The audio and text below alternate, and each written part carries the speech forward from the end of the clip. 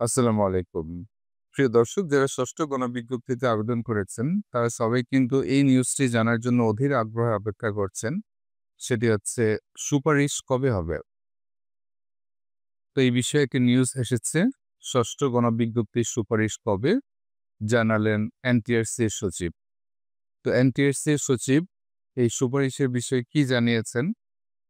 এই বিষয়টি আমরা একটু দেখি। নিউজটি প্রকাশিত হয়েছে ১৩ জুলাই। তো চলুন এই বিষয়ে আমরা একটু বিস্তারিত দেখে আসি।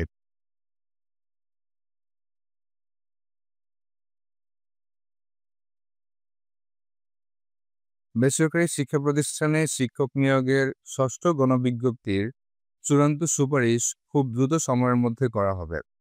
তবে কবে সুপারিশ করা হবে সেই বিষয়ে এখনো চূড়ান্ত কোনো সিদ্ধান্ত হয়নি।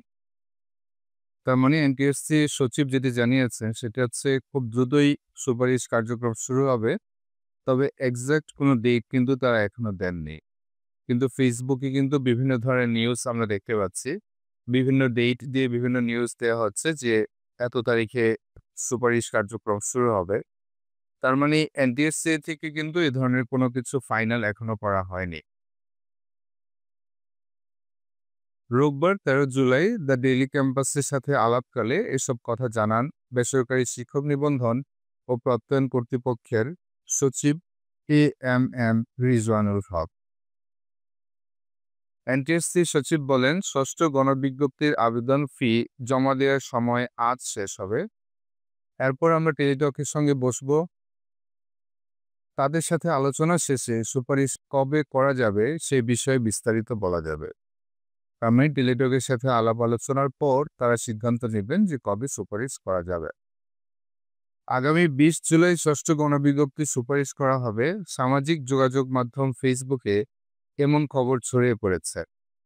এর কোনো সত্যতা আছে কিনা এমন প্রশ্নের জবাবে এএমএম রিজওয়ানুল হক আরও বলেন, ২০ জুলাই সুপারিশের বিষয়টি ফেসবুকে আমিও দেখেছি, তবে এর কোনো সত্যতা নেই। তার মানে ফেসবুকে যে নিউজটি ছড়াচ্ছে এই নিউজটি কিন্তু আসলে কোনো সত্যতা নেই। এমন কোনো সিদ্ধান্ত হয়নি। এতটুকু বলতে পারি, সুপারিশের ক্ষেত্রে আমরা বেশি সময় নিব না। খুব অল্প সময়ের ব্যবধানে সুপারিশ করা হবে।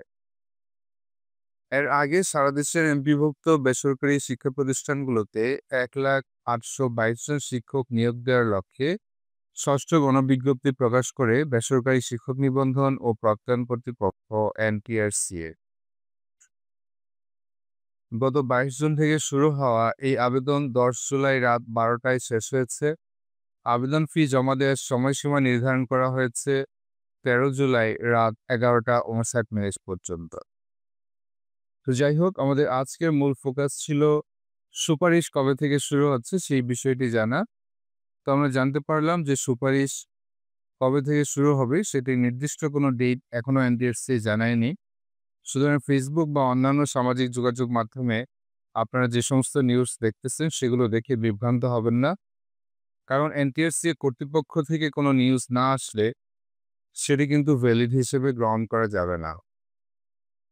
তো সুপারিশ কার্যক্রম কবে থেকে শুরু হবে এই বিষয়ে এনটিএসসি যখনই নিউজ দিবে আমরা সাথে সাথে আপনাদেরকে জানানোর চেষ্টা করব। সেজন্য অবশ্যই সবসময় আমাদের চ্যানেলের সঙ্গে যুক্ত থাকবেন। যদি কেউ চ্যানেলটি এখনো সাবস্ক্রাইব করে না থাকেন তাহলে চ্যানেলটি সাবস্ক্রাইব করার জন্য রিকোয়েস্ট করা যাচ্ছে। আজকের মতো এখানেই বিদায় নিচ্ছি। ধন্যবাদ সবাইকে।